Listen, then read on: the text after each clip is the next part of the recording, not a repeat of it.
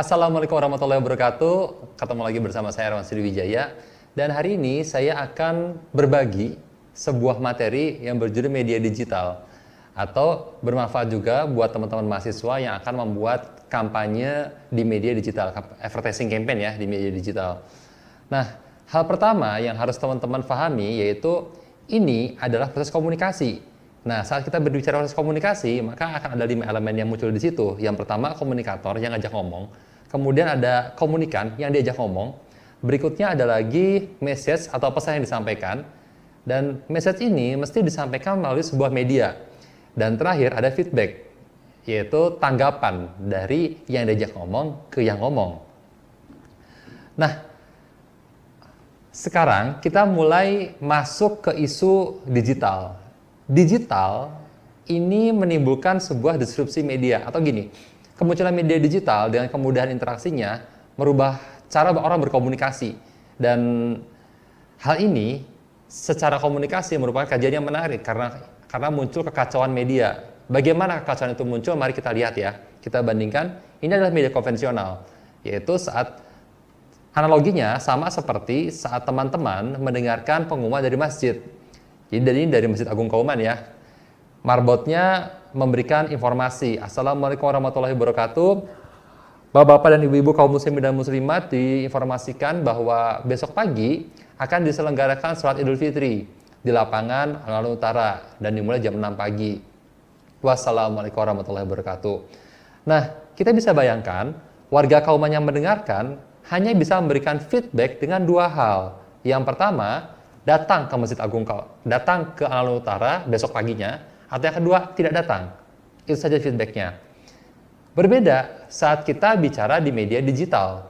Jadi saat teman-teman mulai posting di feed Instagram kalian, yang terjadi adalah seperti ini. Sama seperti Pak Ganjar yang sedang menginformasikan ke teman-temannya di angkringan. Jadi Pak Ganjar bilang nih, Assalamualaikum teman-teman, jangan lupa ya, besok pagi akan ada sholat Idul Fitri nih di lapangan alun-alun Kota Semarang. Nah, ibu di sebelahnya yang pakai jilbab biru bisa langsung tanya, Pak, besok itu yang jadi imam siapa ya Pak ya? Pak Ganjar langsung menjawab. Terus Bapak yang pakai kacamata di depannya bisa langsung bertanya juga, wah Pak, besok itu kalau sandalnya biar aman ada plastik nggak ya? Bisa dia langsung bertanya ke Pak Ganjar, Pak Ganjar langsung menjawab. Dan bisa juga nih si ibu yang tadi bertanya langsung nyenggol suaminya yang lagi megang handphone, Pak, ojo lali ya, jangan lupa ya, besok kita datang saat itu ke sana. Nah, ini dia menariknya di media digital. Pola interaksi atau feedbacknya yang tadi itu berlangsung sangat cepat. Jadi di sini di media digital, apapun konten yang kalian posting bisa memicu 3 buah respon, 3 buah feedback. Yang pertama adalah respon, suka atau tidak suka. Biasanya sih orang ngasih like. Terus yang kedua, interaksi. Bisa langsung bertanya. Dan yang ketiga, ada rekomendasi. Ya tadi, sama seperti ibu tadi. Kalau kita di sosial media, biasanya kita langsung mention teman kita nih. Mention siapa teman kita gitu ya, siapa. Yuk, datang saat itu besok pagi. Nah, itu tadi apa yang terjadi di media digital. Nah, sekarang bagaimana kita memanfaatkan media digital menjadi sebuah advertising campaign? Yang pertama, kalian tentukan dulu nih. Tentukan dulu masalahnya apa. Dan kemudian tentukan juga solusinya apa. Berikut ini ada sebuah video tentang demam berdarah (DBD) yang mengulas berbagai macam masalah yang ada di sana. Dan saat teman-teman perhatikan nanti, video ini akan memfokuskan diri pada satu buah problem dan kemudian dia memberikan solusinya. Mari kita lihat videonya.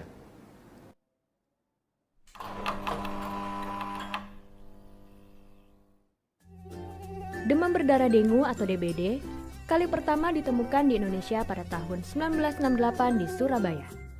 Sejak ditemukan, angka kejadian terus meningkat setiap tahun. Untuk tahun 2015, jumlah korban DBD yang meninggal menjadi 1.229 orang. Cepatnya penyebaran DBD dipengaruhi oleh berbagai faktor, seperti perubahan iklim, perilaku masyarakat, pertambahan dan tingginya mobilitas penduduk, serta peningkatan transportasi. Awas, DBD biasanya meningkat ketika memasuki musim hujan. Virus DBD ditularkan melalui gigitan nyamuk Aedes aegypti.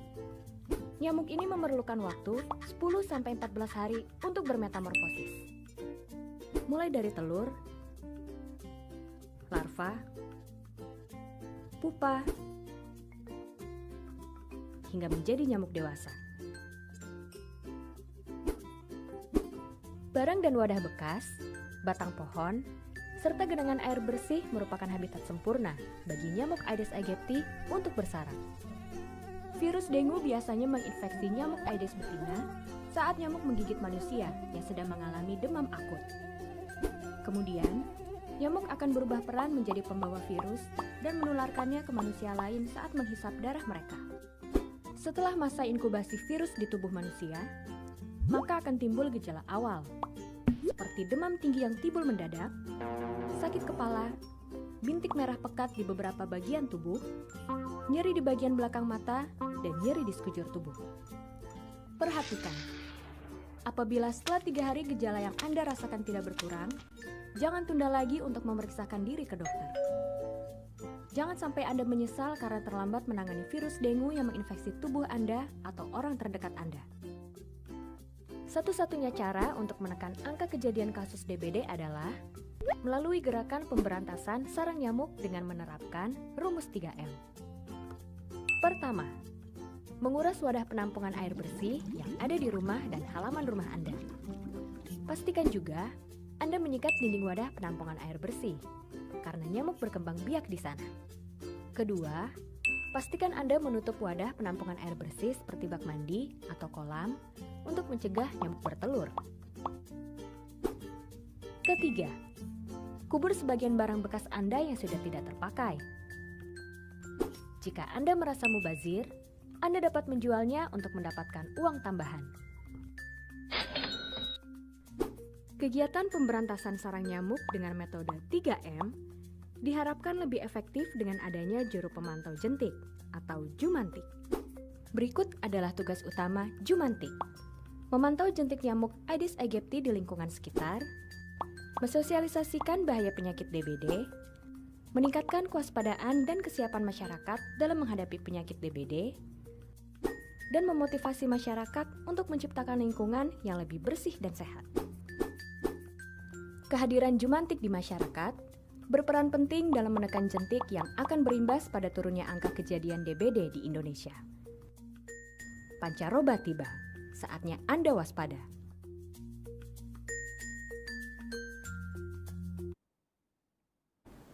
Oke, jadi dari video tadi kita bisa lihat nih, ada berbagai macam hal ya yang dipresentasikan, dari mulai korban meninggal berapa, terus kemudian urbanisasi ternyata berdampak juga pada demam berdarah, terus kemudian ada metamorfosis nyamuk, habitat nyamuk di genangan air, hingga bagaimana nyamuk ini menjangkiti manusia dan kemudian mereka proses penularan.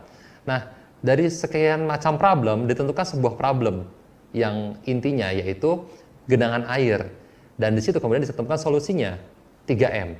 Nah, dari sisi komunikasi, solusi ini berperan sebagai tujuan kita berkomunikasi. Bagaimana kita mengkomunikasikan gerakan 3M pada masyarakat. Setelah itu,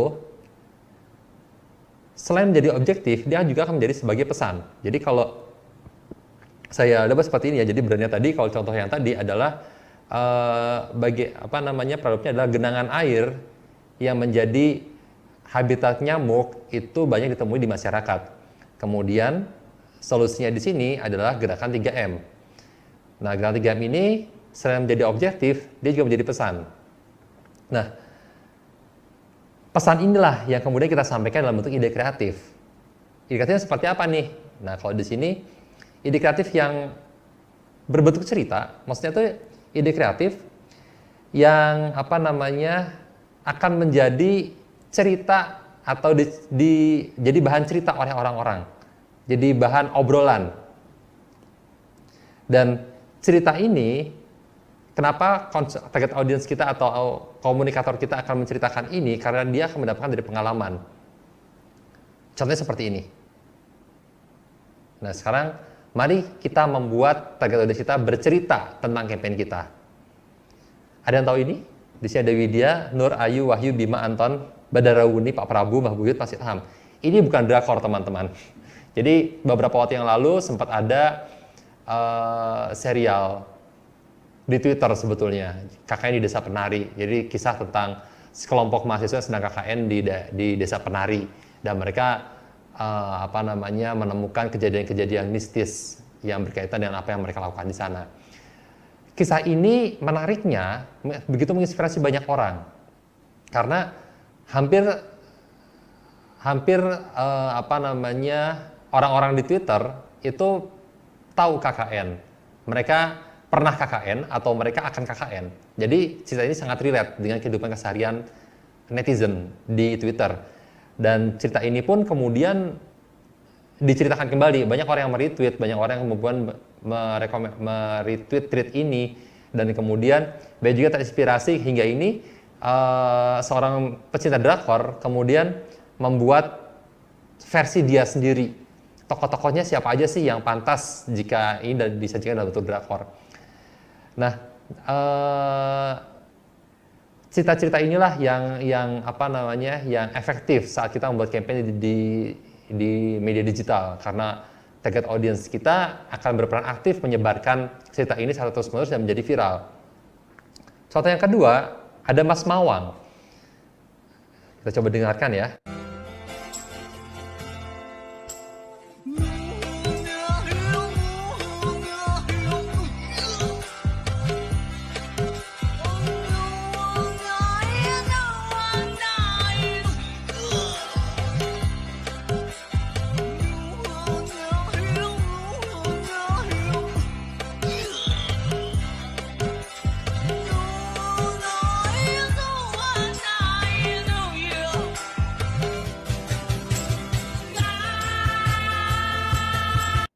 Nah, Mas Mawang ini cukup menarik karena dia entah sengaja atau tidak, dia membuat campaign di media digital, yaitu musisi indie dengan lirik yang absurd. Dan semua orang membuktikan itu. Ternyata setelah semua orang mendengarkan lagunya, ini kan cukup niat ya. Kalau kita lihat video aslinya itu, dia menggunakan tempat yang niat, soundnya bagus juga, suara dia pun bagus. Tapi liriknya absurd, dan semua orang membuktikan kalau liriknya absurd. Dan semua orang yang, oh iya ini absurd banget nih, kemudian sharing di sosial media. Bahkan, tidak hanya sharing, orang-orang ini membuat sebuah kreativitas di sini. Kayak ini dibikin versi dangdut. Ini lagi ada nih. Nah,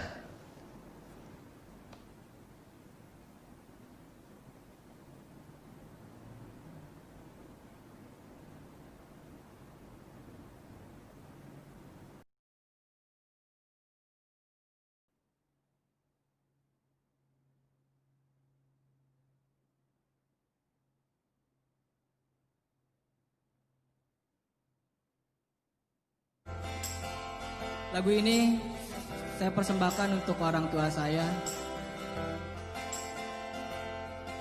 Semuanya semoga bisa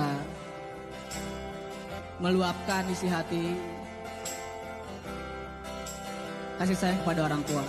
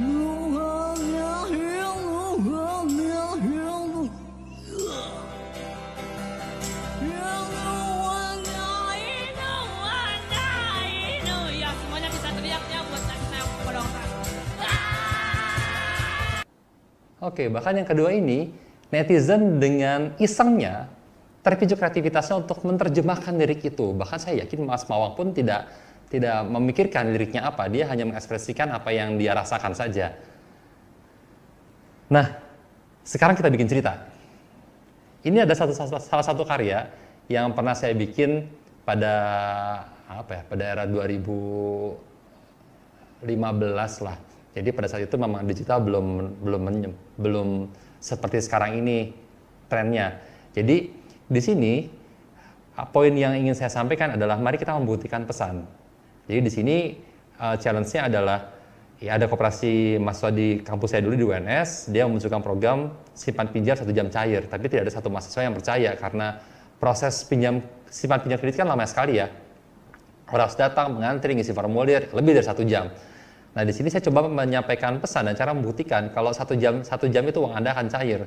Caranya saya bekukan uang di dalam sebuah es batu, kemudian saya bagi-bagikan sebagai bentuk flyer. Di di sticknya ini ada tulisan kredit 1 jam cair dari Koperasi Mahasiswa UNS. Dan saat ini saya bagikan, ya semua orang menunggu itu. Ada yang dijilat, ada yang dijemur, dan mereka menunggu 1 jam cair. Jadi di sini cara-cara untuk membuktikan pesan, dan saat orang membuktikannya, dia punya pengalaman, dia akan menceritakan ke orang lain. Oke, terima kasih materi saya ini. Sampai jumpa di materi saya berikutnya. Wassalamualaikum warahmatullahi wabarakatuh.